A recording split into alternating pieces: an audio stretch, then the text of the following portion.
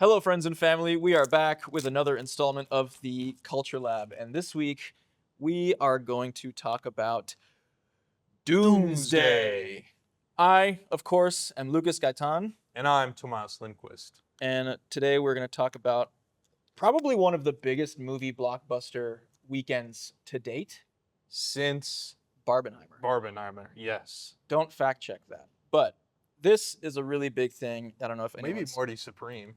But like this was a double header. Yeah, but Marty release thing. Supreme, Marty went after it, The kid's got moxie. I got to give him that. but he fell flat. I agree. Sorry. On the awards circuit, it was just not. And quite the maybe same this thing. is part of his. You were telling me before all this that the Avengers are going to make this comeback. Marvel's going to make all this comeback. Yes. Is Timothée Yeah. going to make his comeback? This could be his big break. It This- could be. He might make it. Is there an Oscar in this film? I don't know. Maybe not for. Well, let's get some. Okay, context. sorry. Let's get some Sorry. context. Yes, go ahead. So December 18th is going to be a day like no other. 2026. We have the release of the long-anticipated Dune Messiah, and the equally, I would argue, as anticipated, Marvel's Avengers Doomsday. With Robert Downey Jr. coming back as a leading villain. They've been doing a lot of just publicity of this movie with many little vignette trailers showing up with, character announcements and other teams showing up with, a blackout screen, and blank will be in Avengers Doomsday. Really building on the hype of their previous franchises and previous characters, and kind of doing the same like little, how the Infinity War or Endgame when all the circles pop up and everyone's coming out of the the universes. rings? Is that Yeah, what you're talking about? Yeah. Can we get Doctor Strange thing in there? Yeah. Cool. Oh, All right, wow. great. So does that mean I need to get a Disney subscription to catch up? Is there a big if amount you to- start now, you'll be caught up by December 2038, and then you can watch the movie. So no spoil. Like there's so Okay. much content to catch up on. I don't know how. Even if you were to keep updated, like since 2008 when Iron Man 1 came out, like the first installment of these franchises, I don't know how you can keep up with the amount of content that's released at the same time. Okay. I was 8 years old when that came out. Wow. Yeah. And now he's evil. And now he might be evil. Gosh. But we don't know. I can't say with too much certainty like where they're gonna go with this thing. But to what you were saying, I think there's a lot of criticism that people have had about the Marvel franchise and how they've sort of lost their way a little bit. I think this is a huge opportunity for a big comeback arc. They've had some successes with many of the shows. I know they've got the Daredevil. Is that a movie or a show? I think it's a show. Show that's coming out. Yeah. They've got, of course, the Spider-Man trailer that came out. That's gonna be really I cool. will have seen. I think with Avengers Doomsday, this is like another really big magnum opus chance for something like that. Bring the gang all back together and see what they can do. So can we expect maybe some Lego sets to play along with this? What else is going to happen that I can get excited about or see some of the side effects? God, That's a bad term, but the ripples. yes. Yeah. I mean, I think with any big trailer, the hype that they're building, the commercial releases, the shows, and everything is a merchandising opportunity that I wish these studios and productions would lean back on that. Like, give me some more Lego sets. Give me some more, joint TV show and toy pairings. Like Transformers growing up, that was insane. Bakugan, we were talking about before this, that was crazy. There was actual like wearable things, like way before Labubus, way before the Sunny Angels. 2010 Bakugan, I had those things on my hip. You had the 3 that you can just be ready for battle at playground. Yep, the metal cards. I didn't have it on my ready to go. I should have brought my Bakugan from home. But I destroyed a lot of Legos trying to reenact wars. Yeah, right. Star like Wars. The scenes from the movies like that. Yeah. That is imagination fuel, right, on the big screen. But I think, give me something that I can build in my bedroom under like my my desk light. Give me something that I can set up and put on my shelves. I've seen guys recreate the sets of Dune and the Worm. Yeah. I've seen them using the engineering side of Lego, the Technics. Yeah, like the Lego Technic. Yes. Yeah. No, Maybe God, we that's can so have some cool. real Technics. Maybe the the plane in Dune. Yeah, well, the ornithopter is a really cool set. Jeez. Let's use the right terminology. Sorry. This is a professional platform here, you know. But anyway, the ornithopter set I think is one of the coolest ones. It's very dynamic. There's Oh, they have the set. it's for real. Oh, sorry, God, you I'm know, behind the times. Caleb Dreisman, shout out Caleb Dreisman. He has it on his bookshelf in his living room right now, and it's really cool because you fold out the wings, and then there's a little button that you can flip up, and there's a button that you press with your thumb like this, and it makes the wings go flapping wow. back and forth like they do in the movie. So again, opportunities stuff. for really, really deep investment into the story. That's already, I mean, the multi-book series is crazy. I have not read them. Have you read them? No, I've read the first one, half of it. Okay. but I watched the movie instead. Yeah, that's fair. That's fair. I put it down. But yeah, I think that like Have you read the comics, the Marvel comics? I grew up reading I had a full collection of like the Amazing Spider-Man old school comics. Oh, you from did? back in the Wow, day. okay. Yeah, So yeah. you know all the lore then. I think it goes deeper than that. Okay. I know the lore of like maybe one of the 2,000, universes that Marvel plays in, but Spider-Man swings web, climb wall, cool suit. That's all I need. I'm a Sam Raimi Spider-Man enjoyer myself. I think that was that's what I grew up on. That's in my opinion, the most faithful adaptation. But I don't know. I appreciate too, like with the Tom Holland Spider-Man, all the nods and the winks they have to some of like the old, the scenes from the actual cartoons, in the comics. Excuse me. There's a lot of like stills from the illustrations that they pulled and threw into the trailer. There's a really great video that I saw that pairs one on top of the other. Really neat layering effect of like good video editing, good illustrations, and like throwing like this is why Scorpion is a big deal. This is why the scenes of Peter Parker like losing his powers is a big deal. Yeah. That's not a spoiler. They did that already in Spider-Man 3, I think, or Spider-Man 2 when he loses his powers and he has to believe. Yeah. Like they've already. This is old news, but I think that there are like really nice adaptation, like winks they've got going on for the true fans to see something. But yeah, let's talk. We talked merchandising. We talked the big day. Which one are you seeing first? Dune. Dune first? I'm seeing Dune first. Okay. I'm still left on the cliffhanger of Timothée defeating Austin Butler. Cool. In hand-to-hand. Yeah, and then everything that happened in the ways of the realm. Yep. Immediately after, Yep. where Timothée left what we thought was his love there, and I'm not using the character's name. Paul Atreides scorned his love. Oh no. And I'm still hurt by it. I want to see where it goes from there. You forgot about that the second half of the book. They go into all that detail. If you were to keep reading the first one. I may have some time to pick up and read. Today is Monday, March 30th, and it's releasing on Friday, December 18th. We've got That's a lot of time. 9 months-ish. That's a lot of time. You could do that. I can do that. Yeah, you could do that. Yeah. Yeah, I'm going to see Dune first.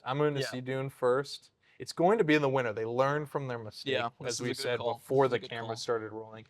I was a little upset that the Barbenheimer, happened in the summer. I wanted to be outside.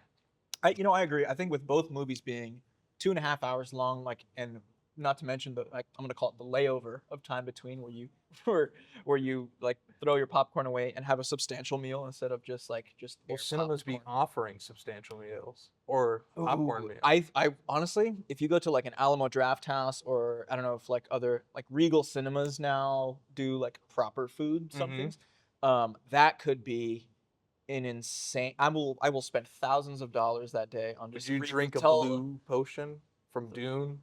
Oh, the sacred juice. Yeah, the sacred juice. Yeah. If they have it as an option for a mocktail of some sort, that could be really cool, or a cocktail, depending on what time of day I'm seeing that at. If that's the morning showing, no, just stick me with a Gatorade, I'm good to go. But if it's a nighttime, I just had dinner, I'm on for my second movie run of the day. Yeah. Give me a little something, and then that could be a fun way to really make you feel the experience. So which one will you see first? I'm glad you asked. Like I said, I grew up with you know, the Sam Raimi Spider-Man. I grew up Mhm. with the classic comics, you know, in my bookshelf as a mainstay. Um, I think I would start. I wouldn't watch it on a Friday because I'll, you know, work things like that. But on a Saturday, So- on a Saturday morning, I would watch the Avengers movies first because that is like the, you know, I'm 26, I'll be 27 at that time when the movie releases. Like, I think that'll be a great opportunity for me to relive some Saturday morning cartoons. Except this is a That Saturday makes movie sense. blockbuster live action AAA studio Marvel Avengers Doomsday experience. Um, you know, for give me the first 3 hours of the day, and I want to get my superhero fix. I want to feel good about that. Like, and then I'll go have a little lunch, maybe Your a little blue walk around. cocktail. Yeah, a blue cocktail. Blue Maybe at that cocktail, point, you know, like yes. let's do, The juice. you know, give me some of the. I forget the name of the actual like the worm or like the ritual where Paul dies but comes back to, yeah, I don't, yeah, that'd be good. But anyway, in between that time, enjoy the day a little bit, get a little chilly, then you go into the warm theater, and then I'm watching Dune Messiah.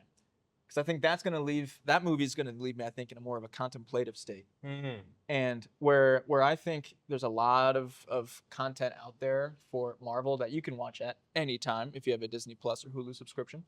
Um, I think there's a lot of great YouTube video essays that are going to be coming out about the Dune Messiah, like the culmination of this trilogy.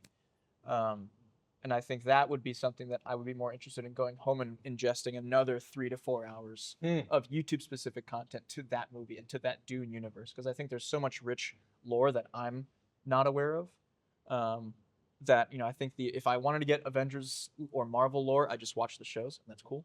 But with Dune, I think like that's my first avenue of going. If I'm not going to be sitting down to read the books, I'm watching some other highly educated individual on social media riff about it for about 2.5 hours as well. I think that's my plan personally. I think cinemas should bring these people in and have them give a discussion Ooh, or a post and yeah, before the showing. yeah. You know, we hear too much from these actors and the directors. That's a great idea. Let's get the lore in so A we live really panel? know. Yeah, I need someone to explain That things would to be me great. before, and I don't want to have to go looking and digging through YouTube and Google and AI and all the jazz that Yeah, we yeah. have. In fact, let's bring someone in. Tell me. I think that would be great. That's a really fun time. Do you have a theater in mind you're gonna go to? You know, I didn't experience Barbenheimer, but I experienced Oppenheimer in theaters, and I went with my mom, my dad, and my good friend Alex to the IMAX theater that is housed inside of the Udvar-Hazy Air and Space Museum in Dulles, Virginia. One of the biggest screens on the East Coast. And let me tell you, that was a viewing experience unlike anything I've ever experienced. Like this, Like yeah, this, it was, like it was this. that. Because I mean, you're looking at this thing like your entire field of view is covered with the picture, and the sound, of course, is incredible. It's an IMAX theater, and it's Chris Nolan on IMAX. You know, this is a big deal. But I think with this one, I definitely want to go see like the best sound quality, especially Yeah. with the Dune movies. Like I love a good picture quality. That's great. But to be honest, I'm more of a sound guy when it comes to movies. Sound is important. And the sound design in Dune is like one of the best I've ever experienced, like in a theater. And not to like this, the music, the soundtrack is incredible, but the bassiness of like when he like punches the sand, like the boom, boom, boom, like that part is truly like you feel that in your bones a little bit. And I Mhm. like a movie that is, you know, moves beyond the screen. I think in there, and like it adds more texture to the seated experience, more immersive, if you will. Yes, definitely. Yeah. So and as far as like theater specific things that go, I couldn't tell you. I don't know where I'll be exactly. If I were at home, I would love to go back to my home theater, the AMC Tyson's Corner 16 theater. Shout out. They do good stuff there. I'm a Stubbs AMC premium member. Have been since 2016. Okay. Ever since I could drive myself to the theater. So I'm a long-standing supporter of that establishment. Very good. Very good. So, you know, I would appreciate that. I also appreciate looking at planes at Udvar-Hazy at the Air and Space Museum. You know, so I think just depends on Well, there you go. what my fancy is at that Yeah, day. you have your in between. I had a friend for Barbenheimer. So Chris Nolan, big IMAX supporter, shoots on. Ooh, is it That's your 70? friend, Chris Nolan? No, no, no. My friend's Oh, Austin. okay, But okay, okay. he's also a big Chris Nolan fan, and but Oppenheimer was shot on 70 millimeter IMAX film, I believe. Let's check this real quick. Do a fact check. Filmed using a combination of Kodak 65 millimeter large format film, including both IMAX 65 and Panavision system. Okay, so the film being projected in 70 millimeter IMAX, so it was shot for that format. Mm-hmm. He found that at the time he lives where I grew up as well. He drove to King of Prussia, Pennsylvania. That was the closest 70 millimeter IMAX streaming location. And he went there. He did Barbenheimer. He drove 3 hours To King of Prussia. to King of Prussia, Pennsylvania. That's funny. He watched that movie, I think he said like 5 times in different theaters, but that one was like the first. He was like, I'm doing it right on the first go. He drove, watched a 3-hour movie, and then drove back. Wow. I mean, people are worth it. Like when the movie just looks that good, you want to see it as the artist intended. You know what I mean? Mm-hmm. And I think that is a really cool thing that these movies like draw people to do. Draw people to Dune. Get that? I did. I Good. got that. Come on now. But yeah, I think like there's a lot to say about the behaviors that these movies are going to like influence from the fans. Like getting you to the theater is one thing, but how you get there, what lengths you're willing to go to watch back-to-back 3-hour movies. People will sandwalk to the theaters. Yeah, you're gonna There will be some people asking for Lisan Al Gaib. Yeah. And chanting his name. Yeah. Oh yeah. What would they do?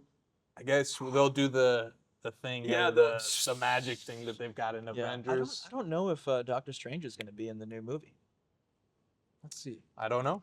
You know what? I'm not even gonna look it up. You're gonna let it happen? I'm gonna let it happen. If it happens, it happens. If it doesn't, that's okay. Cool. I don't want to spoil that for myself or the viewers. I don't want to be the catalyst for that disaster. I'm sure there's a lot of Avengers people digging even to these points. That's true. To the Culture Lab. Whew. Yeah. For their little tits of. Is there a Culture Lab multiverse? I'm sure there is.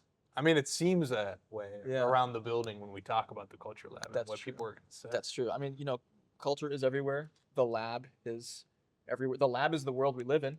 Culture is the world that we exist in. Yes, indeed. And so when you think about it, then you ask, what is? What is culture? What is?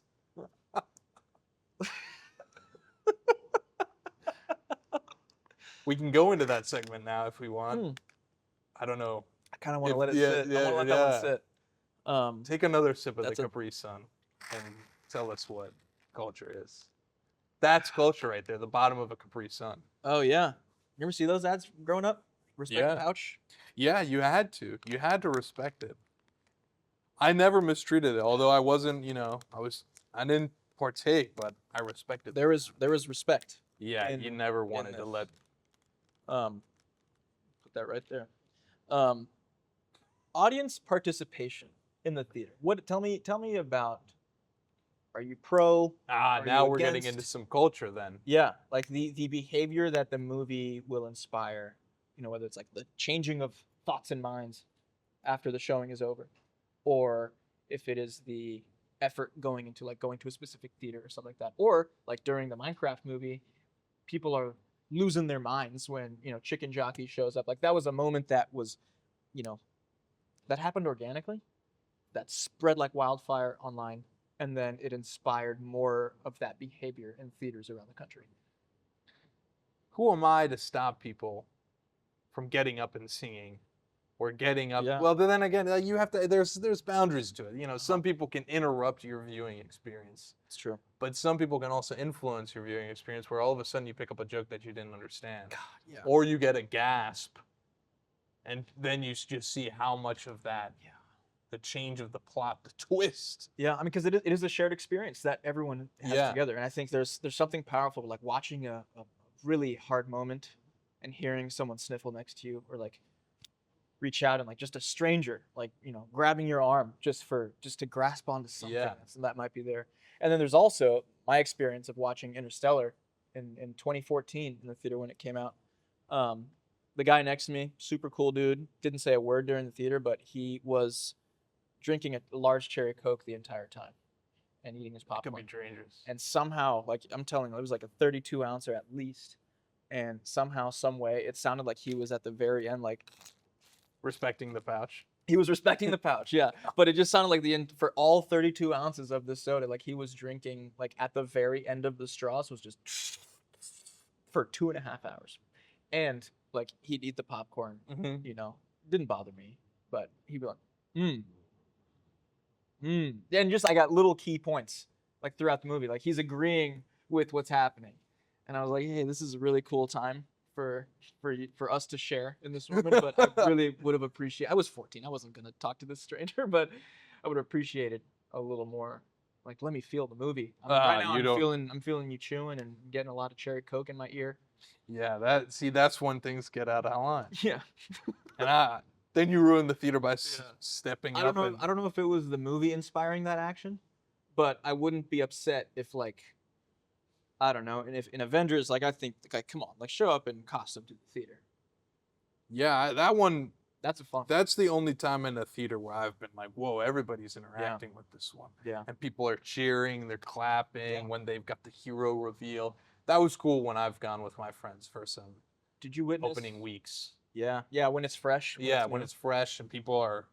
Have been waiting. Did you ever witness the snap? Did you witness the snap live? No. Oh, sorry, man. I was snapped. You were snapped? Yeah, I was snapped. I wasn't there. So sorry. No, I'm sorry. Welcome back. It's been Thank a long you. 5 years. But yeah, no, I witnessed the snap live in like the theater. People were like, oh, there was a collective gasp. Like, yeah, movie. Sure. That's movie magic. Like, forget about. I mean, There you go. That's the magic of. Yeah, movies. absolute. But yeah, no, I think that Doomsday is a really big opportunity for just fans of movies, for the studios. I think there's a lot of shared love with the experience that's involved, whether you're, I don't know who the production companies or the distribution companies are, but they're going to make $1 gazillion. I think Disney is going to be involved. Disney's going to be very happy. Marvel. They're going to be very happy. Yeah. But I also think the fans are going to be happy. The fans should be happy. I know there's a lot of criticism around like the rinsing and repeating of certain franchises, and the sequels when there shouldn't be sequels, the show extensions when there shouldn't be show extensions. Mm-hmm. Just the general like consistent tidal wave volume of content. But at the same time, things like this only happen a couple times. Or so we thought, because maybe Hollywood cracked the code. Maybe Hollywood figured out. This is the way to get us back in the theaters. I mean, I've been going. You have been. Yeah. I'm not. Hey, get back Sorry, in. Yeah. Get back in a chair. Maybe it's a lot of theaters now have those like. That's too much for me. Then it's asking me to go to sleep. I don't know. The thing is like. Then I'm eating on top of myself. You just wake. Yeah, that's ridiculous. Yeah, whiplash. Some of those. We can sit like this and enjoy it. Yeah, I kind of like a good like one of those. God, from back in the day, like those old like crusty red velvet seats. I don't know, got, man. Like, decades of. When I go to the Bird, my back kind of hurts. It feels like I put in. Yeah, but that's the physical price you pay for a historic site. You kidding me? What, you say the accordion guy has a more comfortable chair? No, he plays his heart out. Well, he does. Yeah, he's in front of us. He's on stage. God. He's on stage performing. That's yeah. I love that. That's good stuff. More theaters should have. Do you remember when they brought out the talkies for the first time? Do you remember the movie magic then? No. The talkies? Yeah. Like the chips. No, I'm making a really bad joke. Okay. Thank you. Yeah.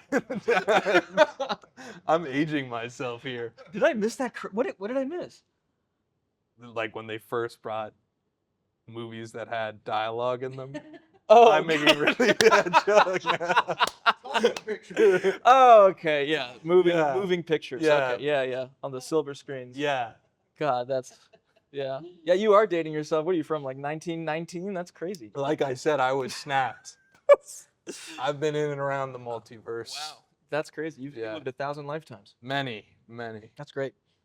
Wow. That I'm just a young guy. They call me Unc around here. Wow, really? That's yeah, insane. it is. Yeah. Wow. I mean, I was around in the 90s, so are you? I must By have. that extension. Yeah. Okay, cool. Great. Well, I don't know. I'm excited. I'm going to go to the theater. Let's go. Let's Let's go go to the together. theater. Yeah, Let's go. Let's make a date of it. Yeah. December 19th, so you December- don't miss Saturday, work. yeah. I Saturday, don't want you to December miss 19th. work on Friday. No, I can't do that. No. Unless I could, before I even get hired, I could say, yeah, all of this Your sounds so trip has great. been I'm planned. so excited to start this opportunity. It's really a dream come true. I'm going to be so sick on December 18th. Just put an I'll out be of office PTO. Maybe. We'll see if I can accrue some until then. Some places do unlimited. Allegedly. I don't know what that means. Yeah. Well, regardless, we'll see you at the movies. See you there. Thanks.